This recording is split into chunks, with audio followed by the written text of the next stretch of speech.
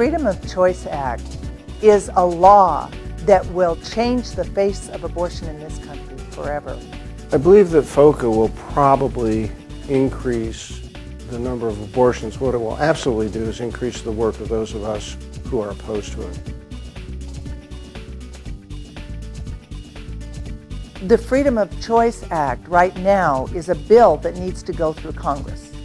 The Senate and the House need to vote on this bill, and then it needs to go to the President to be signed. He has indicated that as soon as that bill gets onto his desk, he will sign it.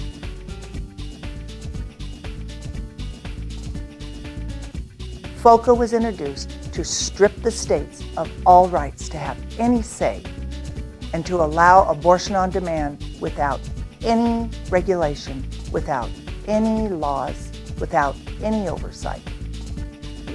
The states have all had put regulations on abortion. That is the will of the people. And if this bill is passed, it totally removes the will of the people. FOCA was introduced the day after the ban on partial birth abortion. That's the abortion that is done on babies who are in their third trimester. The day after that ban was upheld, the FOCA was introduced by Barbara Boxer, and the purpose of it was to undo the ban on partial birth abortion, but also to strip all regulations, anything that hinders in any way aborting an unborn baby.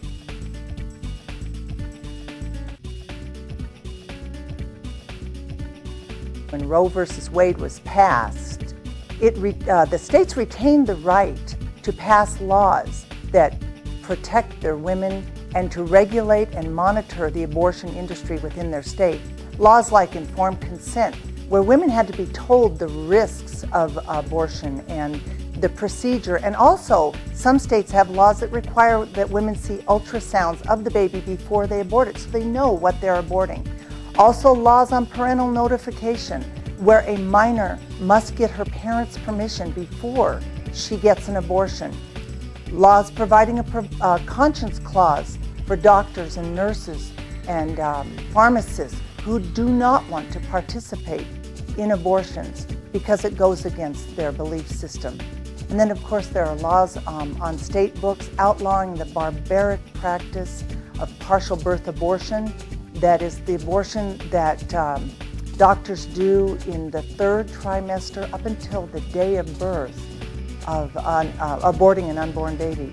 All of these laws will be nullified, and the states will lose their rights to pass any laws regulating, monitoring the abortion industry in their state, or any laws to protect the women who live in their state who go for abortion. As a physician that deals with adolescent young women, I know for a fact that they can't get their ears pierced in Walmart without parental permission. But then to be able to walk across the street and have an abortion, which may affect them for the rest of their life, this doesn't make sense. This doesn't make sense to anybody that's thinking.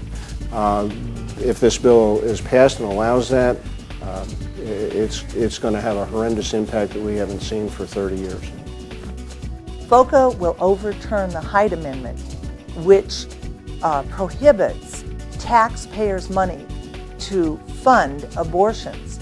If FOCA passes and abortion becomes something that is offered to all women, paid for by our welfare programs, by any insurance that receives federal funding, by any state welfare programs, health programs, they will be forced to pay for abortions, but they're not paying for it. It's our tax dollars that are going to pay for women receiving abortions.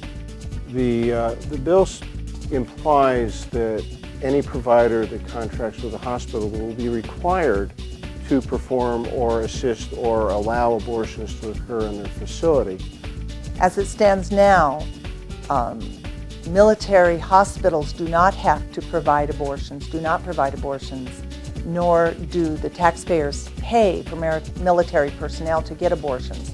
If FOCA passes, we will be paying for the military personnel to get abortions, and all military hospitals will be forced to do abortions.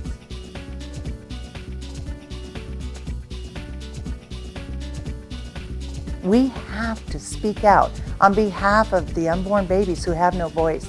We have to speak out on behalf of the women who are not going to be told the truth, who are not going to be told that they're aborting a human being, who are not going to be shown an ultrasound, because all of that is now illegal.